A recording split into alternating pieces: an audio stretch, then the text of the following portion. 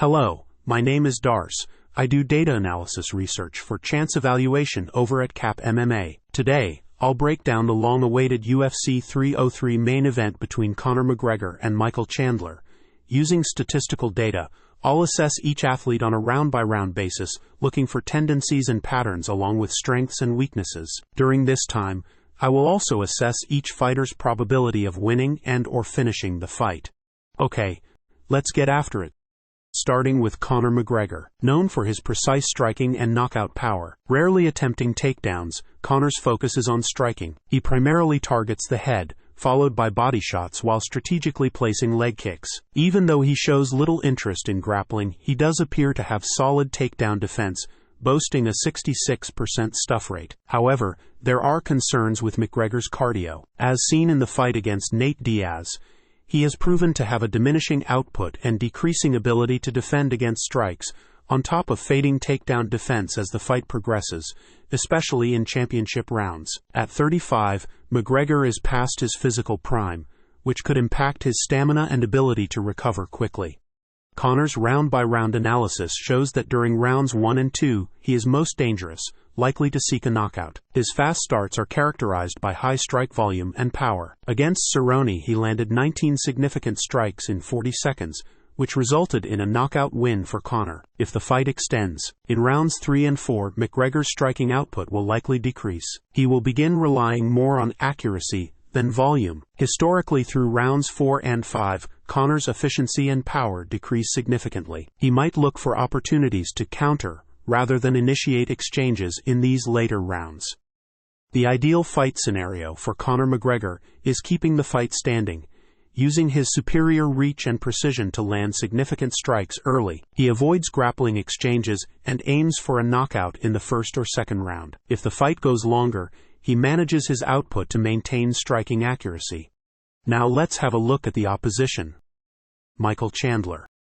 A powerful striker with heavy output in the early rounds, Mike has strong initial striking defense, but his efficiency decreases as the fight progresses and he slows down into later rounds. He maintains a balanced approach to striking, mixing in head and body blows, using leg kicks to set up combinations, and he does it at a higher pace than most. This approach sometimes makes him vulnerable in extended exchanges, as seen in his loss to Oliveira. Despite his strengths in the striking department, Chandler is a strong wrestler, averaging 2.17 takedowns per 15 minutes, with a 71% takedown defense in the UFC. You can expect him to actively seek takedowns, especially when striking exchanges become less effective. At 37, Chandler is also past his peak physical years, but has maintained a high level of performance, particularly in grappling exchanges.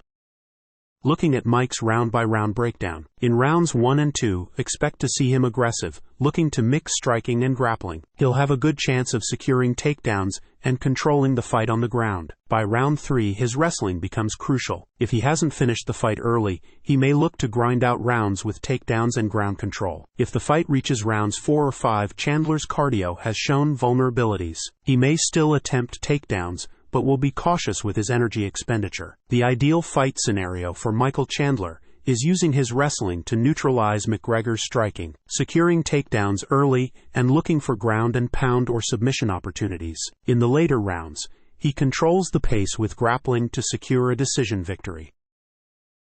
Alright, it's time for percentage probabilities. Overall win probability. Conor McGregor win is 55 to 60%, placing Michael Chandler's win at 40 to 45%. Submission win probability.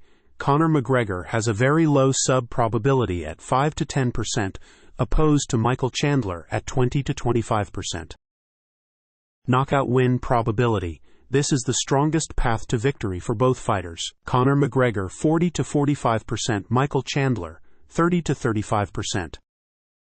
Now let's set the fighters aside and look at fight-ending probabilities. Fight goes the distance 40%. Fight ends by submission 10%. Rounds 1 and 2 have a higher chance for a knockout. Fight ends by knockout 50%.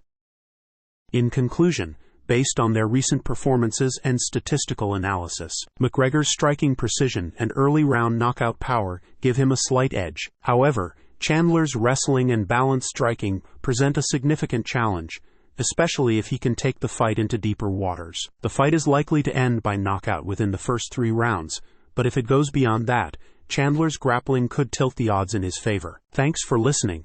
We hope this analysis provided a comprehensive view of each fighter's strengths and tendencies, giving a well-rounded prediction for UFC 303 McGregor vs. Chandler. If you enjoyed this video, please subscribe for more and hit the like button. Don't forget, we at Cap MMA suggest against using this analysis for betting advice. Visit our site capmma.com. Thanks again.